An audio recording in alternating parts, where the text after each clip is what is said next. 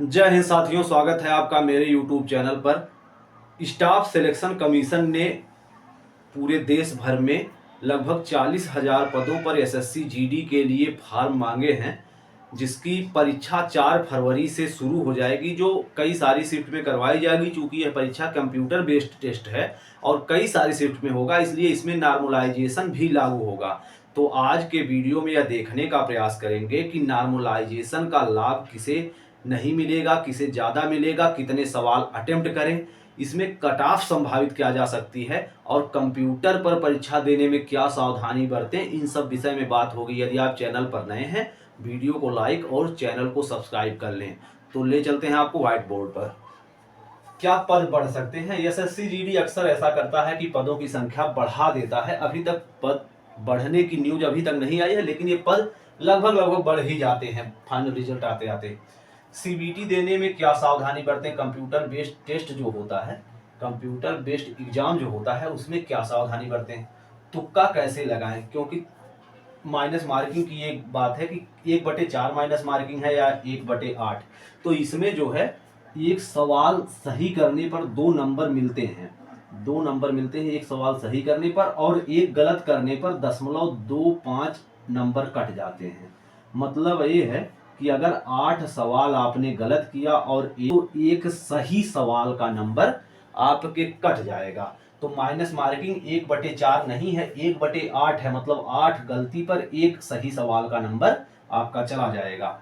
बाकी computer based paper देने में क्या सावधानी? जैसे कंप्यूटर स्क्रीन कुछ इस तरह की स्क्रीन है, इसमें यहाँ पे नंबर लिखे होते हैं 100 तक सवालों के, 1 2 ऐसे ऐसे करके 100 तक लिखे होते हैं, और कंप्यूटर का जो कर्सर है, इस तरह तीर चल रहा होता है, उसको आपको क्लिक करना होता है। सवाल यहाँ पे ऐसे लाइन से छप छप के आ रहे होते हैं।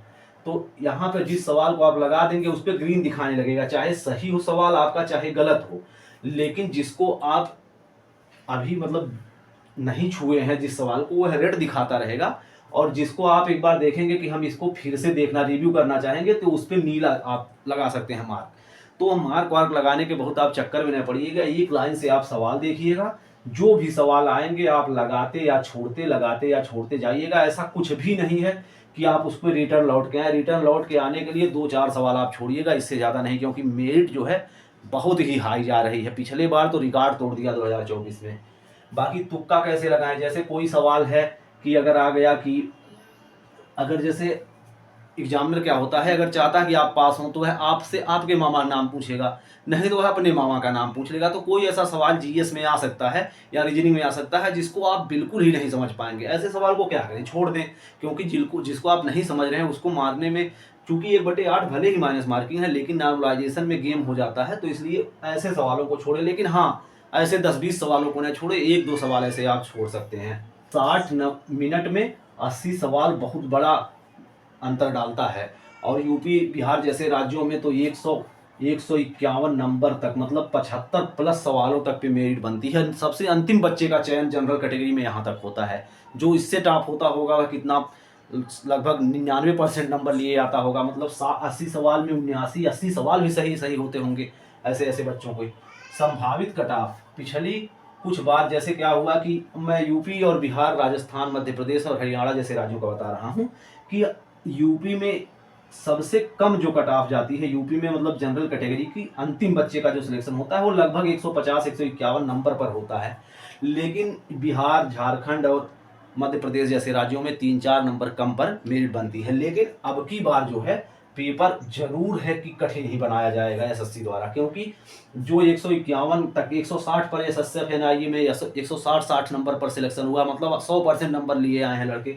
तो अब की बार जाहिर सी बात है पेपर कठिन भी कुछ बनेगा। और फिर मेरिट आप समझ के चलिए कि 72 से 73 क्वेश्चन पर यूपी, बिहार, मध्य प्रदेश, राजस्थान और हरियाणा जैसे राज्यों में 73 सवाल जनरल कैटेगरी में आपको सही करने होंगे अगर आप पुरुष वर्ग से हैं। महिलाओं की भी चूंकि वैकेंसी कम होती है, तो महिलाओं की भी लगभग इतनी ही मेरिट चली जाती है। तो महिलाएं इससे 1-2 सवाल कम मानकर इसी को अपना बेस बनाकर तैयारी कर सकती हैं कि मतलब हमें 70 सवाल 75 प्लस हर हाल में हमें सही करना ही करना है। बाद में नॉर्मलाइजेशन से भी कुछ नंबर बढ़ जाते हैं। तो संभावित कट ऑफ 73 प्लस पे यूपी, बिहार जैसे राज्यों में जनरल कैटेगरी के बच्चों के जाने की संभावना अब की बार भी है, क्योंकि बार एसएससी द्वारा पेपर थोड़ा सा कठिन तो जरूर बनाया जाएगा, नहीं तो बच्चे इतने हो जाएंगे कि लगभग सभी 100% नंबर ले आएंगे, तो बच्चों को छांटना कठिन हो जाएगा ऐसे में। तो यह था वीडियो कैसा लगा कमेंट बॉक्स में ज़रूर बताएं।